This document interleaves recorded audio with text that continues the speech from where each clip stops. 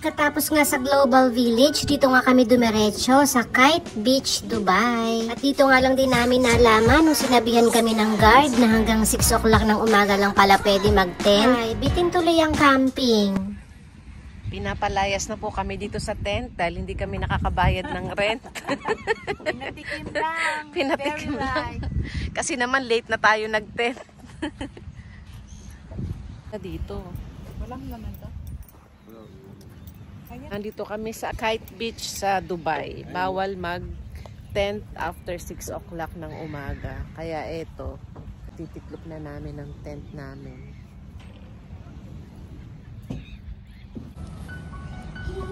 Yan. Natiklop na ang tent.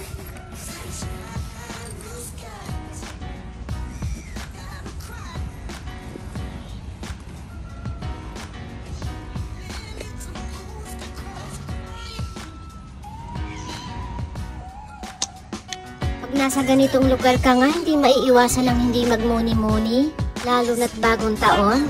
Madami kang maiisip na mga New Year's resolution. Meron nga pala akong New Year's resolution na 4 na taon na hindi natutupad, na sana sipagin akong mag-vlog. Charot. Pangalawa, ang sipagin mag-exercise at mag-bike. At syempre, more gala. Ay, mga beshi, ano ang New Year's resolution nyo? Nakaka-relax talaga dito sa beach, lalo na't hindi matao. Kaya hindi mo tuloy maiiwasang magmuni-muni at minsan magtanong sa sarili. Gaya ng, hanggang kailan nga ba talaga ako mag-stay dito sa UAE? Worth it ba na nag-stay pa ako ng matagal habang hindi ko kasama ang anak ko? Minsan hanggang tanong na lang, hanggang hindi ko pa natutupad ang pangarap kong farm. Ay nako, nag-emote na ang Beshin Gala. 1 taon kang mag-e-emote niyan. Ang lamig! Ang lamig!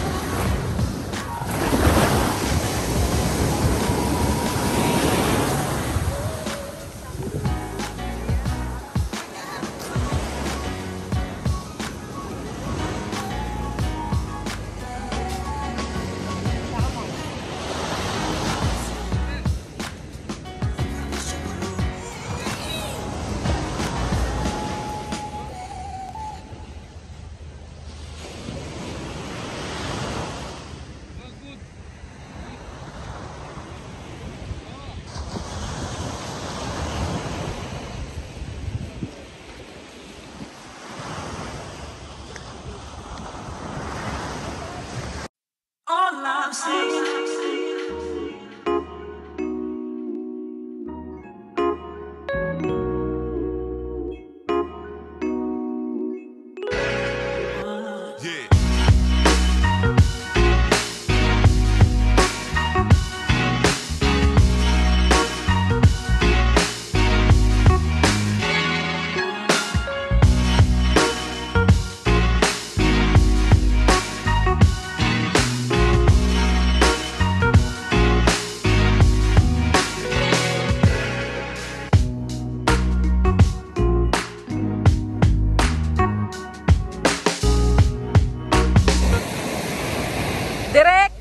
Anong susunod na ano?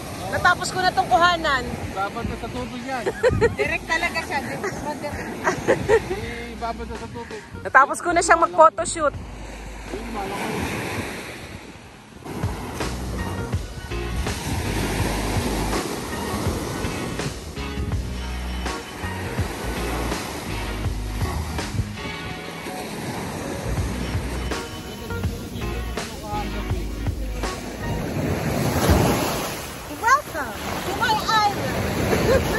Featuring Birch Island. Ang liit. Ang liit siya. Maliit nga eh. Mini Birch Island. But here is the sunset. And Sunrise. our director on board. So,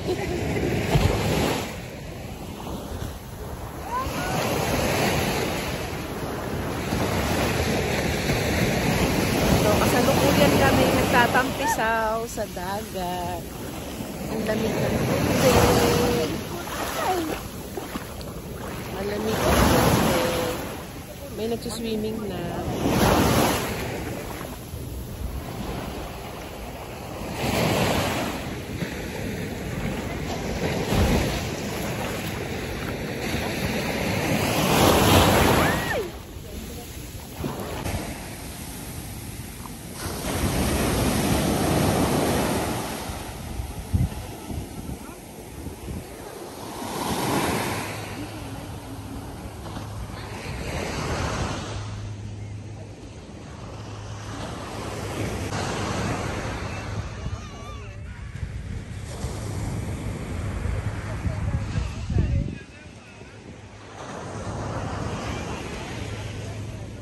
Wala lang.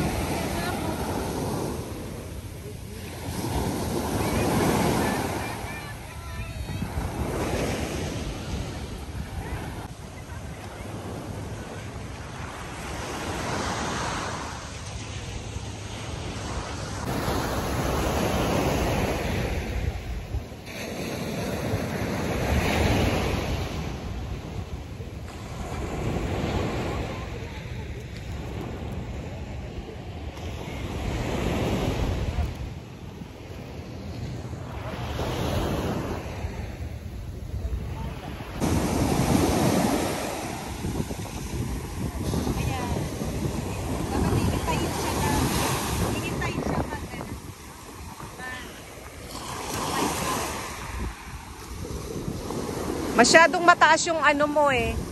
Kanina naman pag nandun ako. Ay, malayo. Layo dito. Sardiyan na siya alos yun. Ay, palang Burj Khalifa. Tapos, oh, ito naman ang Burj Al Arab. Medyo malapit kami sa Burj Al Arab. Yan ang baon. Ano ba yan? Steak. Pork tapa pala. Pork tapa. With rice. Doon tayo sa maganda pupunta. Yung pwede lahat. Oh, yung pwede lang. Naka-leather jacket. Nandito tayo sa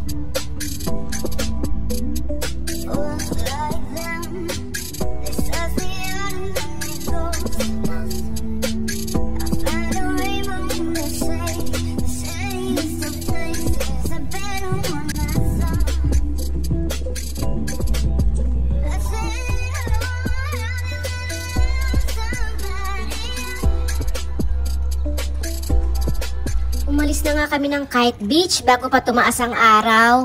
At syempre, hindi naman kami aalis na walang picture-picture.